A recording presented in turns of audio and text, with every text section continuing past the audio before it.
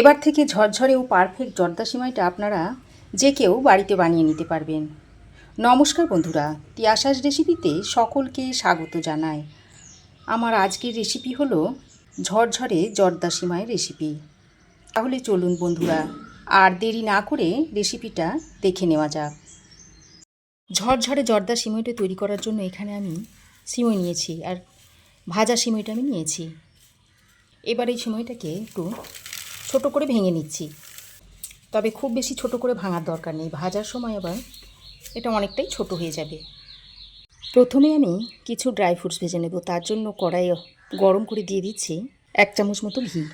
এখানে আমি বেশ কিছুটা ড্রাই ফ্রুটস নিয়েছি চীনাবাদাম, পেস্তা বাদাম, কাজু, কিশমিশ আর কিছুটা খেজুর। তো এদিকে দেখুন ঘিটা ভালোভাবে মেল্ট হয়ে এলে প্রথমে আমি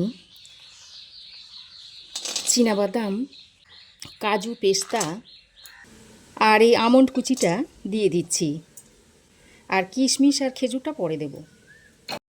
এবার গ্যাসের ফ্লেমটাকে লো টু মিডিয়ামে করে এই ড্রাই ফ্রুটসগুলোকে হালকা করে ভেজে নেব। এইগুলো কিছুক্ষণ ভাজা হয়ে যাবার পর এবার আমি এর মধ্যে কিশমিশ আর খেজুরটা দিয়ে দিচ্ছি। তারপর কিশমিশ আর খেজুরটা দিয়ে আবারও কিছুক্ষণ ভেজে নিচ্ছি।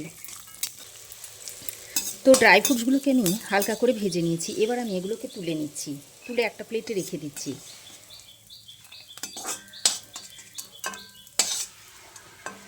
খেয়াল রাখবেন যেন পুড়ে না যায়।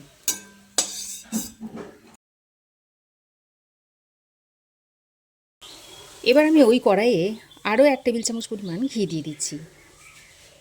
এই রেসিপিটা ঘি বা তেল দিয়েও আপনারা করতে পারেন, বা শুধু ঘি দিয়ে করতে পারেন, তবে শুধু তেল দিয়ে যেন করতে যাবেন না, তাহলে খেতে ভালো লাগবে না। এবার ঘিটা ভালোভাবে মেল্ট হয়ে এলে ঘিয়ের মধ্যে দিয়ে দিচ্ছি 2 টুকরো দারচিনি, দিয়ে দিচ্ছি 2টো তেজপাতা।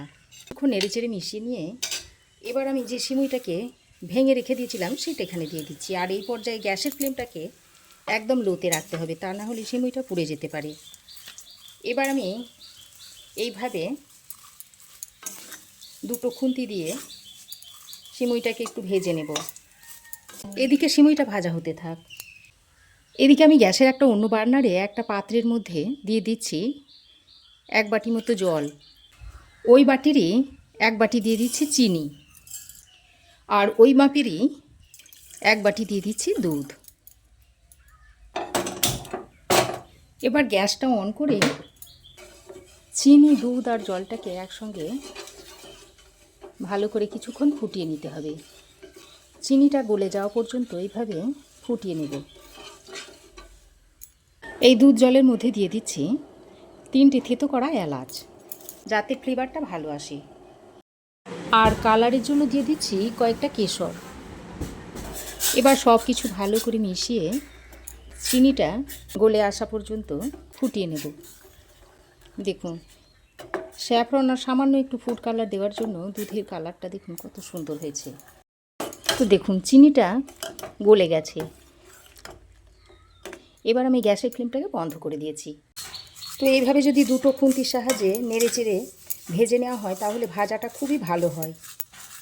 তো দেখুন খুব ভালো করে ভেজে নিয়েছি, আর বেশি ভাজবো না। এবার আমি যে সুগার সিরাপটা তৈরি করে রেখেছিলাম সেইটা এইভাবে অল্প অল্প করে মিশিয়ে নেব। এভাবে অল্প অল্প করে দেব আর সিমের সঙ্গে মিশিয়ে নেব।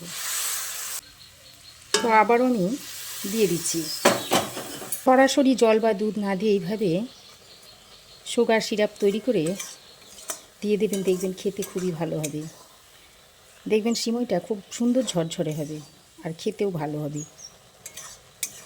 আর বাকি যেটুকু সুগার সিরাপ ছিল সেটাও আমি এখানে দিয়ে দিলাম, দিয়ে আবারও ভালো করে নেড়ে চেড়ে মিশিয়ে দিচ্ছি।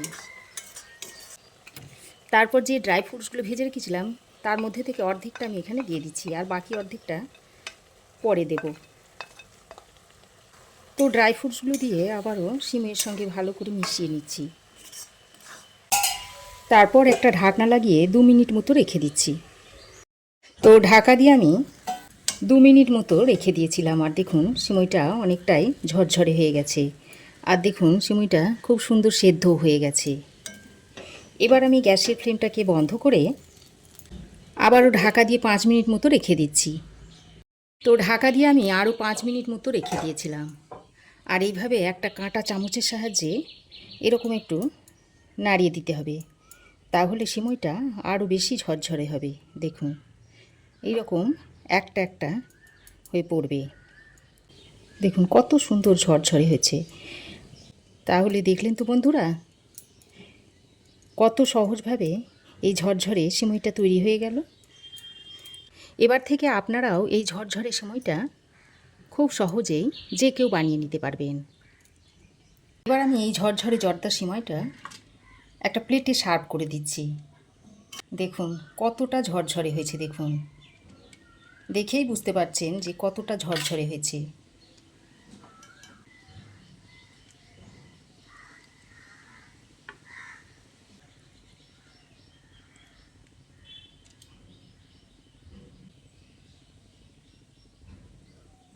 এবার আমি বাকি যে ড্রাই ফ্রুটসগুলো রেখে দিয়েছিলাম সেগুলো এখানে উপর দিয়ে দিয়ে দিচ্ছি এরকম। বন্ধুরা, আমার এই আজকের ঝরঝরে জর্দা সিমাইয়ের রেসিপি আপনাদের কেমন লাগলো অবশ্যই একটা কমেন্ট করে জানাবেন। ভালো লাগলে একটা লাইক ও শেয়ার করবেন। পাশে থাকা বেল আইকনটাও অবশ্যই প্রেস করে দেবেন। আর আমার চ্যানেলে যদি নতুন হয়ে থাকেন তো প্লিজ চ্যানেলটাকে সাবস্ক্রাইব করার অনুরোধ রইল। আজ এ পর্যন্তই। আবার দেখা হবে নতুন কোনো রেসিপি নিয়ে নেক্সট এপিসোডে। সে পর্যন্ত ভালো থাকবেন, সুস্থ থাকবেন। ধন্যবাদ।